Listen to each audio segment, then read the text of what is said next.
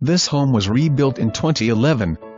The electrical, plumbing, HVAC, roof and rest of home was completely remodeled after tornado damage. The kitchen is the heart of the home. It's big and open with bar seating. The den-off kitchen flows out to the back deck which surrounds an above-ground pool. Can't go wrong here. This 4-bed 3.5-bath home is waiting for a family to love it.